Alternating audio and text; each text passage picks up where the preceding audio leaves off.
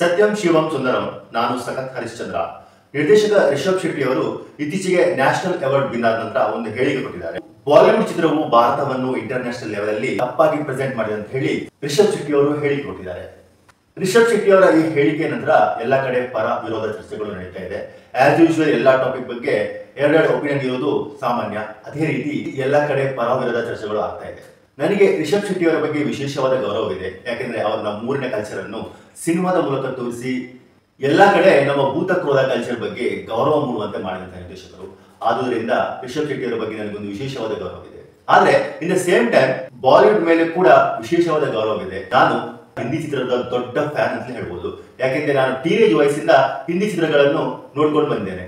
ಆದ್ರಿಂದ ರಿಷಬ್ ಶೆಟ್ಟಿ ಅವರ ಈ ಹೇಳಿಕೆ ಏನಿದೆ, ನನಗೆ ಈ ಹೇಳಿಕೆಯಲ್ಲಿ ಸತ್ಯಾಂಶ ಇಲ್ಲ ಅಂತ ಅನಿಸ್ತಾ ಇದೆ. ಈ ರೀತಿಯ ಒಂದು ಹೇಳಿಕೆಯನ್ನು ರಿಷಬ್ ಶೆಟ್ಟಿ ಅವರು ಕೊಡಬಾರ್ದಿತ್ತು ಅಂತ ಹೇಳಿ ಕೂಡ ಅನಿಸ್ತಾ ಇದೆ.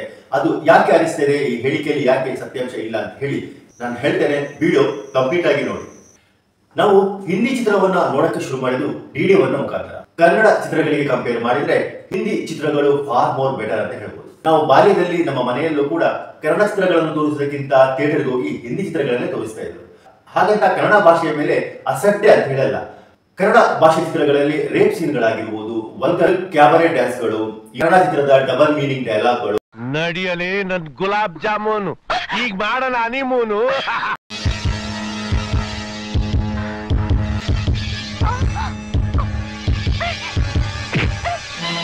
ಕನ್ನಡ ಚಿತ್ರ ನೋಡ್ಬೇಕಾದ್ರೆ ಫ್ಯಾಮಿಲಿ ಸಮೇತ ಕೂತ್ಕೊಂಡು ನೋಡ್ಬೇಕಾದ್ರೆ ಒಂಥರ ಮುಜುಗರ ಆಗ್ತಿತ್ತು. ಒಳ್ಳೆ ಚಿತ್ರಗಳಾದ್ರೂ ಕೂಡ ಸಡನ್ ಆಗಿ ಒಂದು ರೇಪ್ ಸೀನ್ ಬರ್ಬೋದು ಅಥವಾ ಒಂದು ಕ್ಯಾಬರೆ ಡ್ಯಾನ್ಸ್ ಬರ್ಬೋದು. ಈ ಹಳೆ ಚಿತ್ರಗಳಲ್ಲಿ ಕ್ಯಾಬರೆ ಡ್ಯಾನ್ಸ್ ಇದ್ದೇ ಇರ್ತಿತ್ತು. ಆ ಕ್ಯಾಬರೆ ಡ್ಯಾನ್ಸ್ ಗಳಿಗೆ ಡ್ಯಾನ್ಸರ್ಸ್ ಗಳು ಹಾಕುವ ಕಾಸ್ಟ್ಯೂಮ್ಸ್ ಗಳಿಗೆ ತುಂಬಾನೇ ವಲ್ಗರ್ ಆಗ್ತಾ ಇತ್ತು.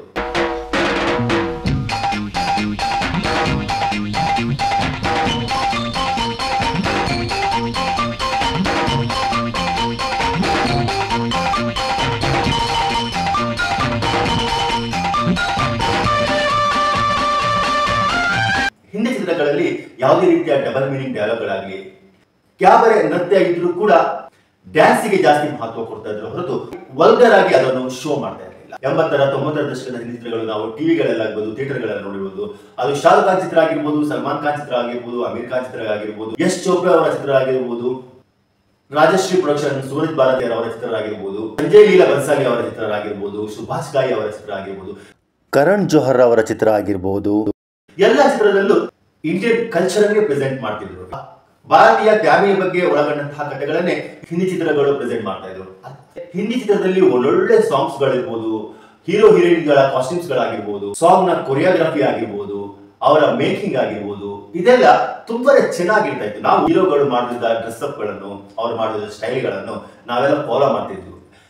ಅವ್ರು ಮಾಡೋ ಪ್ರತಿಯೊಂದು ಸ್ಟೈಲ್ ಗಳನ್ನು ನಾವು ಅನುಕರಣೆ ಮಾಡಿ ನೆಕ್ಸ್ಟ್ ಕಾಲೇಜ್ ಹೋಗುವಾಗ ಆಗಿರ್ಬೋದು ಅಥವಾ ನಾರ್ಮಲ್ ಆಗಿ ಹೊರಗಡೆ ಹೋಗುವಾಗ ಆಗಿರ್ಬೋದು, ಹಿಂದಿ ಚಿತ್ರರಂಗದ ಹೀರೋಗಳ ಸ್ಟೈಲ್ ಗಳನ್ನು ಫಾಲೋ ಮಾಡಿ ಅವ್ರು ಮಾಡೋ ಸ್ಟೈಲ್ ಗಳು ನಮ್ಮನ್ನ ಅಳವಡಿಸಿಕೊಂಡು ಹೋಗ್ತಾ ಇದ್ದೀವಿ. ಅಷ್ಟೊಂದು ನಮಗೆ ಹಿಂದಿ ಚಿತ್ರಗಳು ನಮ್ಮನ್ನು ಪ್ರಭಾವ ಬೀರ್ತಾ ಇತ್ತು. ಇತ್ತೀಚೆಗೆ ಒಂದು ಸ್ವಲ್ಪ ಬ್ಯಾಡ್ ಫೇಸ್ ಅಲ್ಲಿ ಹಿಂದಿ ಚಿತ್ರಗಳು ಇದ್ರು ಕೂಡ ಹಿಂದಿ ಚಿತ್ರವು OTT ಕೊಡುವಂತಹ ಕಂಟೆಂಟ್ ಗಳಾಗಿರ್ಬೋದು ತುಂಬಾನೇ ಚೆನ್ನಾಗಿರುತ್ತೆ. ಬಾಹುಬಲಿ ಬಂದ ನಂತರ, ಬಾಹುಬಲಿ ರಿಲೀಸ್ ಆದ ನಂತರ ನಾರ್ತ್ ಆಡಿಯನ್ಸ್ ಗಳು ಸೌತ್ ನ ಕಡೆಗೆ ನೋಡುವಂತಾಗಿ ಸೌತ್ ಸಿನಿಮಾಗಳನ್ನ ಒಂದು ಪಾಸಿಟಿವ್ ವೇವ್ ಅಲ್ಲಿ ನೋಡಕ್ ಶುರು ಮಾಡಿದ್ರು. ಬಾಹುಬಲಿ 2 ಆಗಿರ್ಬೋದು, KGF ಆಗಿರ್ಬೋದು, ಈ ಎಲ್ಲ ಸಿನಿಮಾಗಳು ನಾರ್ತ್ ಆಡಿಯನ್ಸ್ ಅನ್ನ ಸೌತ್ ಕಡೆಗೆ ಅಟ್ರಾಕ್ಟ್ ಮಾಡಲು ಶುರು ಮಾಡಿತು. ಸುಶಾಂತ್ ಸಿಂಗ್ ರಾಜಪೂತ್ ನ ಮರಣದ ನಂತರ ಬಾಲಿವುಡ್ ಚಿತ್ರರಂಗದ ಮೇಲೆ ಆಡಿಯನ್ಸ್ ಕಂಪ್ಲೀಟ್ ಆಗಿ ತಿರುಗಿ ಬಿದ್ದಿದ್ದಾರೆ. ಬಾಲಿವುಡ್ ಮೇಲೆ ನೆಗೆಟಿವ್ ಪಬ್ಲಿಸಿಟಿ ಆಯಿತು. ಮೋದಿ ಸರ್ಕಾರ ಬಂದ ನಂತರ ಭಾರತದಲ್ಲಿ ಹಿಂದೂಯಿಸಂ ನ ಚರ್ಚೆ ಜೋರಾಗಿ ಶುರುವಾಗಿರೋದ್ರಿಂದ ಬಾಲಿವುಡ್ ಹಿಂದೂಯಿಸಂ ನನ್ನು, ಭಾರತವನ್ನು ಕೆಟ್ಟದಾಗಿ ತಮ್ಮ ಚಿತ್ರದ ಮೂಲಕ ಪ್ರೆಸೆಂಟ್ ಮಾಡುತ್ತದೆ ಅಂತ ಹೇಳಿ ಮೌತ್ ಜಾಸ್ತಿ ಪಬ್ಲಿಸಿಟಿ ಆಗಲು ಶುರುವಾಯಿತು. ಅಮೀರ್ ಖಾನ್ PK ಚಿತ್ರವನ್ನು ಇದಕ್ಕೆ ಹೋಲಿಸಿ ಹಿಂದೂಯಿಸಂ ಅನ್ನು ತಪ್ಪಾಗಿ ತೋರಿಸುವಂತಹ ಚಿತ್ರಗಳನ್ನು ಮಾಡ್ತಾ ಇದೆ ಅಂತ ಹೇಳಿ ಜೋರಾಗಿ ಚರ್ಚೆ ಶುರುವಾಯಿತು. ನನಗೂ ಸ್ಟಾರ್ಟಿಂಗ್ ಅಲ್ಲಿ ಹಾಗೆ ಅನಿಸ್ತು. PK ಚಿತ್ರದ ಒಂದು ಸೀನ್ ಇದೆ, ಅದರಲ್ಲಿ ಈ ಶಿವನನ್ನು ಅಡ್ಡಾಡಿಸಿ ಓಡುವಂತ ಸೀನ್ ಬಗ್ಗೆ ತುಂಬಾ ಚರ್ಚೆ ಆಗಿತ್ತು. ಇದು ಆಕ್ಚುಲಿ ಶಿವ ಅಲ್ಲ, ಸಿನಿಮಾದ ಒಳಗೆ ಒಂದು ಡ್ರಾಮಾ ನಡೀತಿದೆ. ಆ ಡ್ರಾಮಾದ ಒಬ್ಬ ಪಾತ್ರಧಾರಿ ಅವನನ್ನು ಅಡ್ಡಾಡಿಸಿ ಓಡುವ ಸೀನ್. ಆಮೇಲೆ ಒಬ್ಬರು ಭವಿಷ್ಯ ಹೇಳುವಂತಹ ಡೋಂಗಿ ಬಾಬಾನನ್ನು ಈ ಸಿನಿಮಾದಲ್ಲಿ ತೋರಿಸಿದ್ದಾರೆ. ಇಂಥ ಡೋಂಗಿ ಬಾಬಾಗಳು ಹಿಂದೂ ಸಮಾಜದಲ್ಲಿ ಬೇಕಾದಷ್ಟು ಇದ್ದಾರೆ. ರಿಷಬ್ ಶೆಟ್ಟಿ ಅವರ ಈ ಹೇಳಿಕೆ ನಂತರ ಕಾಂತಾರ ಚಿತ್ರದಲ್ಲಿರುವ ಸೀನ್ ಗಳ ಬಗ್ಗೆ ಕೂಡ ಮಾತಾಡಲು ಶುರು ಮಾಡಿದ್ದಾರೆ. ಅಂದ್ರೆ ಆ ಚಿತ್ರದಲ್ಲಿ ಕೂಡ ಹೀರೋ ಹೀರೋಯಿನ್ ಗಳ ರೊಮ್ಯಾನ್ಸ್ ಇರ್ಬೋದು ಅಥವಾ ಅದರಲ್ಲಿ ಒಂದು ಕಾಮಿಡಿ ಕ್ಯಾರೆಕ್ಟರ್ ಇದೆ. ಇದೆಂತ ಕಾಲು ಗಂಟೆಲಿ ಮಣ್ಣು ಗಾಡಿಯಿಂದ ಬಿತ್ತರ ಅದು ಇದು ಮಾಡ್ಲಿಕ್ಕೆ ಹೋಗಿ ಅದಾಗಿದ್ದು. ಏನಿನ್ನು ರಾಮಣ್ಣ, ನೀವು ಗಾಡಿ ಚಂದ ಬಿಡ್ತೀರಂತೆ, ನಂಗೆ ಬಿಡ್ಬೇಕು.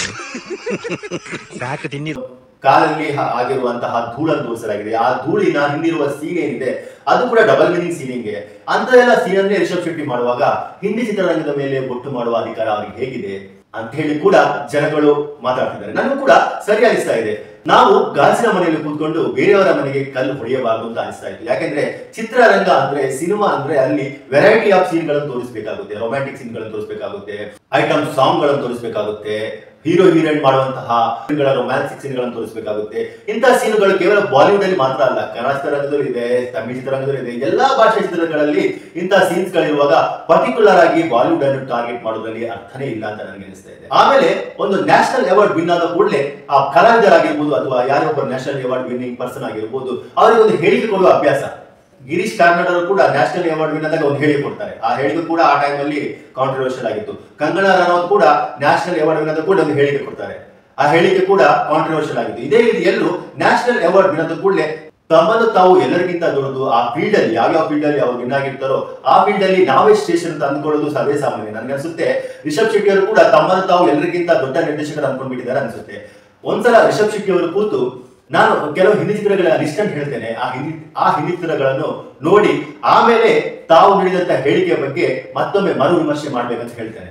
ಕಭಿ ಖುಷಿ ಕಭಿ ಗಮ್ ಆಗಿರ್ಬೋದು, ಮೊಹಬ್ಬತೆ ಆಗಿರ್ಬೋದು, ಹಮ್ ಆಪ್ಕೆ ಹೈ ಕೌನ್ ಆಗಿರ್ಬೋದು, ಹಮ್ ಸಾಥ್ ಸಾಥ್ ಆಗಿರ್ಬೋದು, ಮೇನೆ ಪ್ಯಾರ್ ಕೆ ಆಗಿರ್ಬೋದು, ಕಯಾಮತ್ ಸೆ ಕಯಾಮತ್ ತಕ್ ಆಗಿರ್ಬೋದು, ಲಗಾನ್ ಆಗಿರ್ಬೋದು, ದಂಗಲ್ ಆಗಿರ್ಬೋದು, ಆಶಿಕಿ ಆಗಿರ್ಬೋದು, ಕುಚ್ ಕುಚ್ ಹೋತಾ ಹೈ ಆಗಿರ್ಬೋದು, ದಿಲ್ ತೋ ಪಾಗಲ್ ಹೈ ಆಗಿರ್ಬೋದು, ಜವ್ವೆ ಮಟ್ಟ ಆಗಿರ್ಬೋದು, ಲೆಕ್ಕವಿಲ್ಲದಷ್ಟು ಹಿಂದಿ ಚಿತ್ರಗಳು, ಎಷ್ಟೆಷ್ಟು ಒಳ್ಳೊಳ್ಳೆ ಹಿಂದಿ ಚಿತ್ರಗಳು.